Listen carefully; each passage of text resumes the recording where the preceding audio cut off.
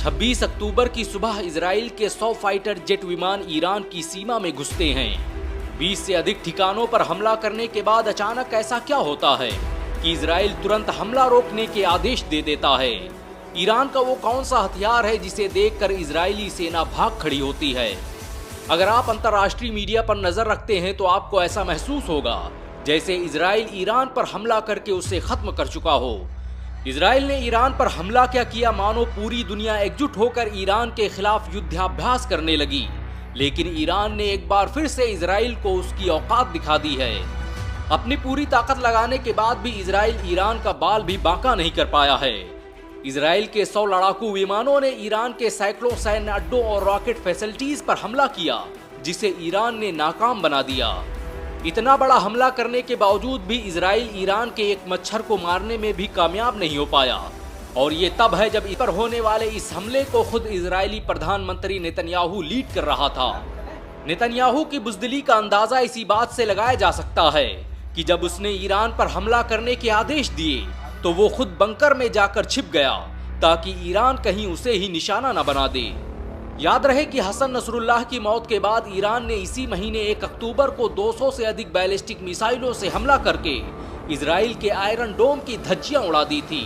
Iran के इस हमले ने उस तिलिस्म को भी तोड़ दिया था कि इजराइल पर कोई हमला नहीं कर सकता।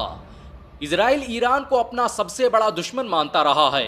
वो जानता है कि जब तक मिडिल ईस्ट में ईरान है तब तक वो अपने ग्रेटर इजराइल के मंसूबे को पूरा नहीं कर सकता और न ही फिलिस्तीन पर कब्जा कर सकता है। इजराइल ने सोचा था कि वो ईरान पर 2-4 रॉकेट दागकर दुनिया के सामने हीरो बन जाएगा। ये हमला उसने अपनी साख को बचाने के लिए किया था, लेकिन इस हमले ने उसकी बची कुची इज्जत को भी मिट्टी में मिला दिया है। ईरान के डिफेंस सिस्टम ने इजराइल का ऐसा मुकाबला किया कि उसे चंद घंटों में ही ईरान छोड़कर भागना पड़ा। हमले की थोड़ी देर बाद ही इजराइल ने खुद ऐलान कर दिया कि वो जंग बंद कर रहा है। ये पहली बार है कि युद्ध करने आई फौज खुद कह रही है कि हम युद्ध नहीं करेंगे। इजराइल शेर की तरह आया था, लेकिन ईरान ने उसे गीदड़ बनाकर वापस भेजा है। आखिर क्या वजह रही कि जिस इजराइल को दुनिया की सुपर पावर अमेरिका का समर्थन हासिल है वो ईरान से भाग खड़ा हुआ?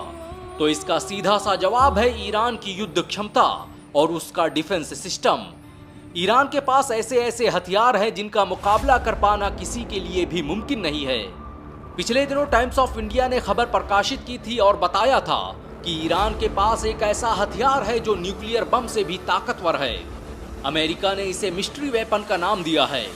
इस हथियार की ताकत का अंदाजा इसी बात से लगाया जा सकता है कि पिछले दिनों जब ईरान ने इसका परीक्षण किया तो ईरान से लेकर इजराइल के पूरे इलाके की धरती कांप गई। और माना जा रहा है कि जब इजराइल के सैनिक ईरान में घुसे तो उनका सामना इसी अघोषित हथियार से हुआ जिसने उनके वजूद को हिलाकर रख दिया। ईरानी मीडिया ने एक वीडियो प्रकाशित की है जिसमें देखा जा सकता है कि हमले के वक्त इजराइल के प्रधानमंत्री के माथे से पसीना छूट रहा है। नेतन्याहू जानता है कि उसने ईरान पर हमला करके बहुत बड़ी गलती की है और इसका खामियाजा उसे आने वाले समय में भुगतना पड़ेगा। 2018 में फॉक्स न्यूज ने जब नेतन्याहू से पूछा था कि इजराइल के लिए सबसे बड़ा खतरा कौन है तो नेतन्याहू ने कहा था ईरान, ईरान, ईरान। नेतन्याहू ने 3 बार ईरान का नाम लेकर बता दिया था कि ईरान कोई छोटी मोटी शक्ति नहीं बल्कि ये वो देश है जो बड़ी ताकतों के लिए भी काल बन सकता है। ईरान किसी भी मामले में इजराइल से पीछे नहीं है। अगर अमेरिका इजराइल का साथ देना बंद कर दे तो ईरान अकेले दम पर इजराइल को उसकी औकात दिखा सकता है। इजराइल ने जैसे ही ईरान पर हमला किया उसके तुरंत बाद ही अमेरिका ने बयान जारी कर दिया कि अगर ईरान जवाबी कार्रवाई करता है तो अमेरिका इजराइल का साथ देगा। दरअसल इजराइल अमेरिका का एक अघोषित बच्चा है जहां से वो मिडिल ईस्ट को कंट्रोल करना चाहता है ताकि वो मुस्लिम देशों के तेल और दूसरे संसाधनों पर कब्जा कर सके। इराक, ईरान, गाजा, अफगानिस्तान में जितनी भी उथल पुथल हुई उनमें इजराइल की जमीन का जरूर इस्तेमाल किया गया। सोचने वाली बात है कि अमेरिका मिडिल ईस्ट और ईरान से 12,000 किलोमीटर दूर है, लेकिन उसने यहाँ पर 70 सैन्य अड्डे बना रखे हैं और ये इतना सब कुछ बस एक देश के लिए है और वो है ईरान। अमेरिका और इजराइल ने जिस मुस्लिम देश में सबसे ज्यादा जासूस प्लांट किए वो ईरान है। इजराइल ईरान से बचने के लिए हर साल $24 बिलियन अपने हथियारों पर खर्च करता है। ईरान की आर्मी इजराइल से 5 गुना बड़ी है। इजराइल के पास जहां 1,70,000 एक्टिव सैनिक हैं, वहीं ईरान के 6,70,000 सैनिक मैदान कारजार में विजय पताका फहराने के लिए काफी हैं। ईरान के पास 65,765 बख्तरबंद गाड़ियां हैं, जो इजराइल के मुकाबले में 22,000 ज्यादा हैं। ईरान के पास 3,000 से अधिक बैलिस्टिक मिसाइलें और 101 जंगी बेड़े हैं, जो उसे दुनिया का सबसे ताकतवर मुस्लिम देश बनाते हैं। International institute for strategic studies की रिपोर्ट के मुताबिक ईरान वेस्ट एशिया में सबसे ज्यादा बैलिस्टिक मिसाइल, क्रूज मिसाइल और ड्रोन रखने वाला देश है। इजराइल के पास जहां 1370 टैंक हैं, वहीं ईरान के पास टैंकों की संख्या 4000 के करीब है। वहीं अगर सबमरीन की बात करें तो ईरान के पास 19 और इजराइल के पास 5 सबमरीन हैं। अगर अमेरिका इजराइल की मदद न करे तो ईरान अकेले दम पर इजराइल को उसकी औकात दिखा सकता है। ईरान के पास ऐसी मिसाइलें हैं कि वो इजराइल के आयरन डोम को भी भेद सकता है।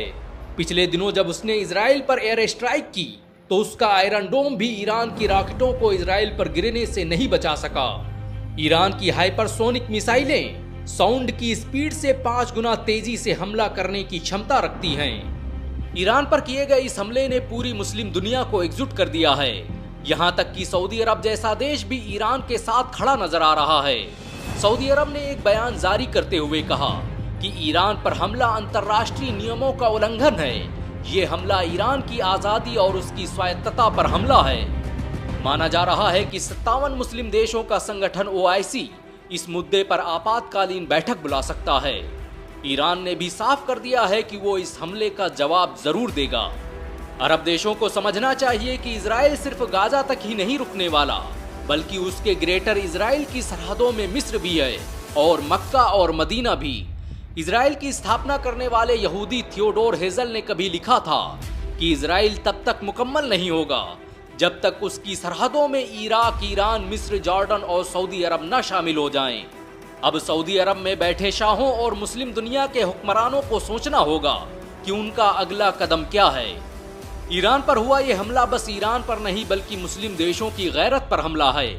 सबसे बड़ा सवाल तो यही है कि अफगानिस्तान, इराक और गाजा के बाद क्या अमेरिका ईरान को भी बर्बाद करने वाला है? ईरान जब तक जिंदा है तब तक फिलिस्तीन पर इजराइल कभी मुकम्मल तौर पर कब्जा नहीं कर सकता। क्या आप मानते हैं कि सभी मुस्लिम देशों को एकजुट होकर ईरान का साथ देना चाहिए? नीचे कमेंट में जरूर बताएं। अगर आप ईरान का समर्थन करते हैं तो इस वीडियो को लाइक और शेयर जरूर करें। ऐसी और वीडियो को देखने के लिए हमारे चैनल को सब्सक्राइब करें, बेल आइकन जरूर दबाएं।